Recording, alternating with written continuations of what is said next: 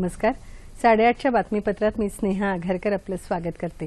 सुरुवातीला एक नजर ठळक बातम्यांवर.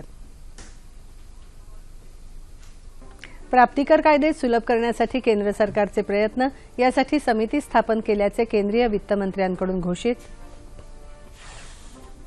बिहार विधानसभेच्या तिसऱ्या टप्प्याच्या निवडणुकीत 50 जागांसाठी आज मतदान. डाळीच्या साठ्यांवरील निर्बंध आयातदार व्यापाऱ्यांसाठी शिथिल करण्याचा राज्य सरकारचा विचार. डाळीच्या दर नियंत्रणासाठी साठेबाजांवर कारवाई सुरू, यापुढे डाळीच्या गिरण्यांवरही कारवाई करणार, माधव भंडारी यांची माहिती. कॉलड्रॉपसाठी नुकसान भरपाई द्यावी लागल्यास कंपनीला भाडेवाढ करावी लागेल, मोबाईल कंपन्यांचा इशारा. 90च्या दशकात दहशतवाद्यांना पाकिस्तानकडून प्रशिक्षण दिलं जात होतं, पाकिस्तानचे माजी राष्ट्राध्यक्ष मुशर्रफ यांची कबुली. आणि सीमेवर घुसखोरी, नागरी वस्त्यांवर गोळीबार यासारखी आगळीक सहन केली जाणार नाही, भारतीय सशस्त्र दलाचा पाकिस्तानला सज्जड दम. नमस्कार. बातम्या विस्ताराने. प्राप्तिकर विषयक कायदे सुलभ करण्यासाठी केंद्र सरकारने उच्च न्यायालयाचे माजी न्यायाधीश न्यायमूर्ती R.V. ईश्वर यांच्या अध्यक्षतेखाली एक समिती स्थापन केली आहे. केंद्रीय वित्तमंत्री अरुण जेटली यांनी काल नवी दिल्लीत ही माहिती दिली. जेटली यांच्या हस्ते काल पॅन शिबिर आणि ई सहयोग या उपक्रमाचं उद्घाटन झालं. जनतेला लवकरात लवकर पॅन कार्ड मिळावं यासाठी तसंच प्राप्तिकर विवरण कागद विरहित व्हावं या दृष्टीने हा उपक्रम राबवण्यात येत आहे. भारतातील करपद्धती सुलभ व्हावी अशी मागणी गेल्या अनेक दिवसांपासून देशी आणि परदेशी उद्योगपतींनी लावून धरली आहे. त्या मागणीची सरकारने गांभीर्याने दखल घेतली असल्याचं जेटली म्हणाले. बिहार विधानसभेच्या तिसऱ्या टप्प्यासाठी आज मतदानाला सुरुवात झाली असून त्यासाठी कडेकोट बंदोबस्त ठेवण्यात आला आहे. राज्यातल्या 6 जिल्ह्यात पसरलेल्या 50 जागांसाठी आज हे मतदान होणार असून 1,10,000 जवान तैनात करण्यात आले आहेत. तिसऱ्या टप्प्यासाठी 800 उमेदवार मैदानात असून जवळपास 1.5 कोटी मतदार त्यांचं भविष्य आज ठरवणार आहेत. लालू प्रसाद यादव यांचे पुत्र तेज प्रताप आणि तेजस्वी यादव, भाजपचे नंदकिशोर यादव, बिहार विधानसभेचे उपाध्यक्ष अमरेंद्र प्रताप सिंग तसंच श्रवण कुमार आणि श्याम राजक या मंत्र्यांसह अखिलेश प्रताप सिंग हे माजी केंद्रीय मंत्री निवडणूक मैदानात आहेत. डाळीच्या भावांवर नियंत्रण ठेवतानाच त्यांचा पुरवठा सुरळीत व्हावा यासाठी आयातदारांना डाळीच्या साठ्यावरील मर्यादेतून वगळण्याचा राज्य सरकारचा विचार आहे. त्यासाठी एक विशेष यंत्रणा सरकार तयार करत आहे. राज्यात सध्या डाळीच्या साठ्याची मर्यादा 300 ते 350 टन आहे. डाळ आयातदार संघटनेनं महिनाभरासाठी दररोज 100 टन आयात केलेली डाळ नागपूर, खोपोली आणि मलकापूर या 3 ठिकाणी 130 रुपये किलो या दराने उपलब्ध करून देण्याचा प्रस्ताव ठेवला आहे. डाळीच्या साठेबाजांविरोधात देशभरात छापासत्र सुरूच असून आतापर्यंत 82,462 मेट्रिक टन डाळीचा साठा जप्त करण्यात आला आहे. केंद्रीय ग्राहक व्यवहार, अन्न आणि सार्वजनिक वितरण मंत्रालयाने काल ही माहिती दिली. विविध राज्यांमध्ये आतापर्यंत 8,394 ठिकाणी छापे घालण्यात आले आहेत. जप्त झालेल्या डाळीचा साठा येत्या आठवडाभरात किरकोळ बाजारात आणला जाईल अशी माहितीही सरकारने दिली. राज्यात पुरवठा विभागाच्या 28 पथकांनी 430 ठिकाणी छापे घातल्याची माहिती लातूरचे जिल्हाधिकारी पांडुरंग पोले यांनी दिली. तपासणीच्या वेळी योग्य ती कागदपत्र सादर न केल्यामुळे 65 गोदामांना सील ठोकण्यात आलं. अकोल्यातही साठेबाजांविरुद्ध कारवाई करण्यात आली. तुरडाळ महाग होण्यास निसर्गाइतकेच साठेबाज देखील जबाबदार असून राज्य सरकार या साठेबाजांविरोधात कडक कारवाई करणार असल्याची माहिती भाजपचे प्रवक्ते माधव भंडारी यांनी दिली. राज्यात भाजपा सरकार सत्तेत आल्यानंतर 3 नैसर्गिक आपत्तींना सरकारने यशस्वीपणे तोंड दिलं आहे. तुरडाळीचे भाव वाढले म्हणूनच राज्यभर साठेबाजांविरुद्ध कारवाई सुरू करून गोदामं सील केली जात असल्याचं सांगत यापुढे आता डाळ मिल अर्थात डाळीच्या गिरण्यांवरही कारवाई सुरू केली जाणार असल्याचं भंडारी यांनी सांगितलं. लातूर इथे आयोजित पत्रकार परिषदेत ते काल बोलत होते. तत्पूर्वी भाजपच्या लातूर ग्रामीण मतदारसंघाच्या वतीने लातूर इथे आयोजित पंडित दीनदयाळ उपाध्याय कार्यकर्ता प्रशिक्षण वर्गाचा माधव भंडारी यांच्या उपस्थितीत समारोप करण्यात आला. यावेळी आमदार सुधाकर भालेराव, डॉक्टर सुनील गायकवाड उपस्थित होते.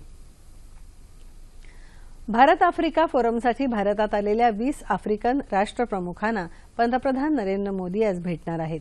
या सर्व बैठकीमध्ये संयुक्त राष्ट्रांच्या सुरक्षा परिषदेत भारताला स्थायी सदस्यत्व मिळावं, दहशतवाद विरोधी लढा, पायाभूत आणि उत्पादनासारखे विकास प्रकल्प या मुद्द्यांवर चर्चा होणार आहे.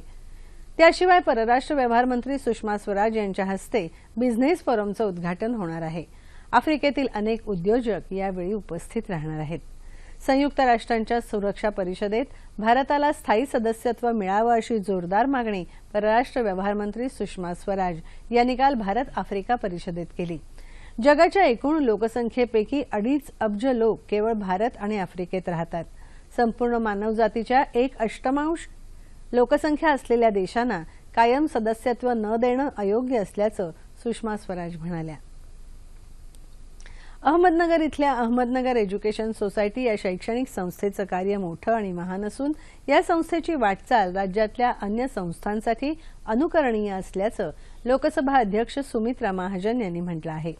अहमदनगर एज्युकेशन सोसायटीच्या भाऊसाहेब फिरोदिया हायस्कूलच्या शतकोत्तर रौप्य महोत्सवी सोहळ्यात अध्यक्षस्थानी असताना त्या काल बोलत होत्या. यावेळी संस्थेच्या स्थापनेपासून आजपर्यंतच्या वाटचालीची माहिती देणाऱ्या शाळेच्या माहिती पुस्तिकेचं प्रकाशन करण्यात आलं. पालकमंत्री प्राध्यापक राम शिंदे, खासदार दिलीप गांधी, आमदार मोनिका राजळे, आमदार डॉक्टर सुधीर तांबे यांच्यासह सामाजिक कार्यकर्ते कुंदनमल खिओसरा उपस्थित होते. या कार्यक्रमासाठी आजपर्यंत संस्थेतून घडलेले आजी माजी विद्यार्थी मोठ्या संख्येने उपस्थित होते. कॉल ड्रॉप संदर्भात ट्राय अर्थात दूरसंचार नियामक प्राधिकरणानं जारी केलेल्या निर्देशानंतर दूरसंचार कंपन्यांनी भाडेवाढ करण्याचा इशारा दिला आहे. कॉल ड्रॉप मुक्त सेवा देणं शक्य नसल्याचं या कंपन्यांनी म्हटलं आहे. कॉल ड्रॉपसाठी ग्राहकांना भरपाई देण्यास भाग पाडल्यास भाड्यामध्ये वाढ करणं अनिवार्य होईल. अशा प्रकारच्या निर्बंधामुळे अमर्याद गैरप्रकारांना निमंत्रण मिळेल आणि दूरसंचार जाळं विस्कळीत होऊन महसुलामध्ये 3% घट होण्याचा अंदाज या कंपन्यांनी व्यक्त केला आहे. दूरसंचार उद्योगातल्या कंपन्यांनी ट्रायला यासंदर्भात पत्र लिहून आपली नाराजी व्यक्त केली आहे. राज्य सरकारने कोल्हापूरला वर्षभरात टोलमुक्त केलं. आघाडी सरकारला जे 15 वर्षात शक्य झालं नाही असे निर्णय आम्ही केवळ 1 वर्षात घेतले असं सांगत मुख्यमंत्री देवेंद्र फडणवीस यांनी कोल्हापूरकरांना मतदानाचं आवाहन केलं. कोल्हापूरला मुंबई उच्च न्यायालयाचं सर्किट बेंच असावं अशी शिफारस माजी मुख्य न्यायाधीशांनी केली होती. मात्र आधीच्या सरकारने ती अंमलात आणली नाही. या मागणीचा आम्ही पाठपुरावा केला आणि लवकरच याविषयी निर्णय होईल असं मुख्यमंत्री म्हणाले. कल्याण डोंबिवली महानगरपालिकेतल्या 27 गावांचा प्रश्न शिवसेनाच सोडवू शकेल, कारण शिवसेना हा बिल्डरांचा नाही तर भूमिपुत्रांचा पक्ष आहे असं प्रतिपादन शिवसेना कार्याध्यक्ष उद्धव ठाकरे यांनी केलं. कल्याण डोंबिवली महापालिका निवडणुकीसाठी आयोजित प्रचार सभेत ते बोलत होते. भाजपा स्मार्ट सिटीचं पोकळ स्वप्न दाखवत आहे. याउलट शिवसेनेचा वचननामा कल्याण डोंबिवलीतल्या प्रश्नांचा बारकाईने विचार करून तयार करण्यात आला आहे असं उद्धव ठाकरे म्हणाले. भाजपला आता केवळ बारामतीची आठवण आहे असा टोलाही त्यांनी लगावला. कल्याण डोंबिवली हा शिवसेनेचा बालेकिल्ला आहे. शिवसेनेशी बांधिलकी असणाऱ्या मतदारांनी पुन्हा एकदा सेनेला निवडून द्यावं असं भावनिक आवाहन उद्धव ठाकरे यांनी केलं. कॉम्रेड गोविंदराव पानसरे यांच्या हत्येसंबंधी न्यायालयात 25,000 रुपयांचा वकील न देणारं भाजपचं सरकार मात्र भ्रष्ट मंत्र्यांची बाजू मांडण्यासाठी लाखो रुपये मोजतं. तेव्हा राज्यातल्या भाजप सरकारचा हा बुरखा या निवडणुकीत फाडून टाका असं आवाहन विधान परिषदेचे विरोधी पक्षनेते धनंजय मुंडे यांनी मतदारांना केलं. कोल्हापूर महानगरपालिकेच्या निवडणूक प्रचारादरम्यान काल ते कोल्हापुरात आयोजित प्रचार सभेत बोलत होते. राष्ट्रवादी जनसुराज्य आघाडीची सत्ता आल्यास कोल्हापूर महापालिकेत स्मार्ट सिटी, महालक्ष्मी तीर्थक्षेत्र आराखडा, थेट पाईपलाईन योजना यांना गतीने मार्गी लावलं जाईल अशी ग्वाही त्यांनी यावेळी दिली.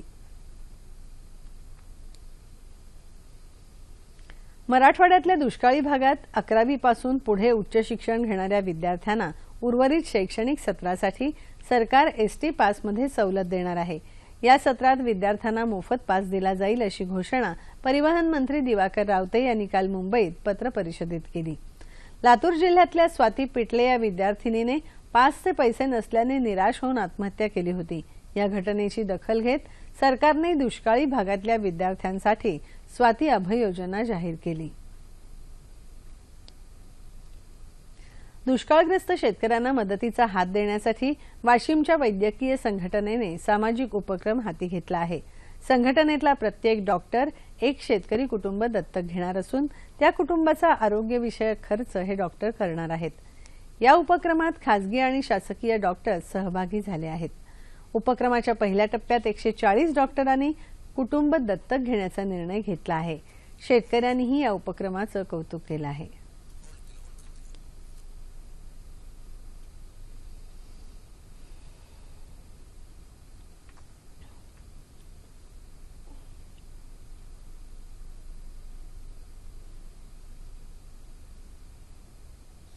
काश्मीरमध्ये दहशतवादी कारवाया करण्यासाठी 90च्या दशकात लष्कर-ए-तैयबा सारख्या दहशतवादी गटांना पाकिस्तानने प्रशिक्षण दिलं होतं अशी कबुली पाकिस्तानचे माजी राष्ट्राध्यक्ष परवेज मुशर्रफ यांनी दिली आहे।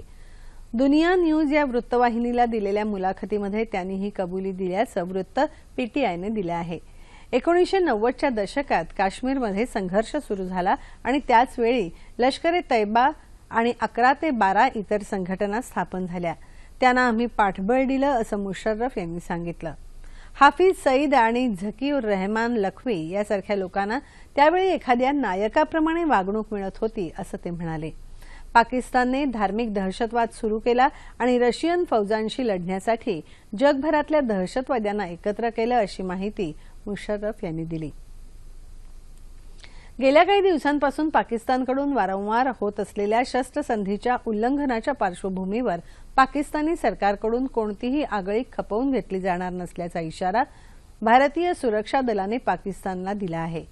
घुसखोरी आणि सीमेपलीकडून होत असलेला गोळीबार, विशेषतः नागरी वस्त्यांवरील गोळीबार सहन केला जाणार नाही असाही सज्जड दम भारताने काल जम्मू इथे भारत आणि पाकिस्तान रेंजर्स यांच्या दरम्यान झालेल्या ध्वज बैठकीत दिला।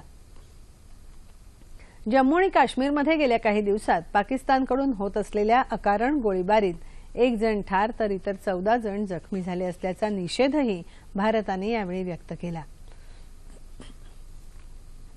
2020 क्रिकेटचा ऑलिम्पिक क्रीडा स्पर्धांमध्ये समावेश करावा अशी मागणी मास्टर ब्लास्टर सचिन तेंडुलकर आणि ऑस्ट्रेलियाचा फिरकी गोलंदाज शेन वॉर्न यांनी केली आहे।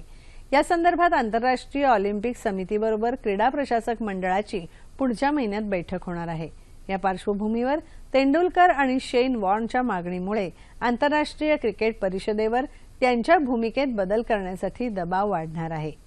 क्रिकेटचा ऑलिम्पिकमध्ये समावेश झाल्यास सध्या अस्तित्वात असलेल्या विश्वचषक स्पर्धेची लोकप्रियता कमी होण्याची भीती आंतरराष्ट्रीय क्रिकेट परिषदेला वाटत आहे। हवामान येत्या 24 तासात कोकण, उत्तर मध्य महाराष्ट्र आणि विदर्भात तुरळक ठिकाणी मेघगर्जनेसह पाऊस पडण्याची शक्यता आहे। मात्र दक्षिण मध्य महाराष्ट्र आणि मराठवाड्यात हवामान कोरडं राहण्याची शक्यता हवामान विभागानं वर्तवली आहे। ठळक बातम्या पुन्हा एकदा। प्राप्तिकर कायदे सुलभ करण्यासाठी केंद्र सरकारचे प्रयत्न, यासाठी समिती स्थापन केल्याचं केंद्रीय वित्त मंत्र्यांकडून घोषित। बिहार विधानसभेच्या 3ऱ्या टप्प्याच्या निवडणुकीत 50 जागांसाठी आज मतदान। डाळीच्या साठ्यांवरील निर्बंध आयातदार व्यापाऱ्यांसाठी शिथिल करण्याचा राज्य सरकारचा विचार। डाळीच्या दर नियंत्रणासाठी साठेबाजांवर कारवाई सुरू, यापुढे डाळीच्या गिरण्यांवरही कारवाई करणार, माधव भंडारी यांची माहिती। कॉल ड्रॉपसाठी नुकसान भरपाई द्यावी लागल्यास कंपनीला भाडेवाढ करावी लागेल, मोबाईल कंपन्यांचा इशारा। 90च्या दशकात दहशतवाद्यांना पाकिस्तानकडून प्रशिक्षण दिलं जात होतं, पाकिस्तानचे माजी राष्ट्राध्यक्ष मुशर्रफ यांचा खुलासा। आणि सीमेवर घुसखोरी, नागरी वस्त्यांवर गोळीबार यासारखी आगळीक सहन केली जाणार नाही, भारतीय सशस्त्र दलाचा पाकिस्तानला सज्जड दम। याबरोबरच हे बातमीपत्र संपलं। पुन्हा भेटूया दुपारी 2:30 वाजता सह्याद्री वाहिनीवर। नमस्कार।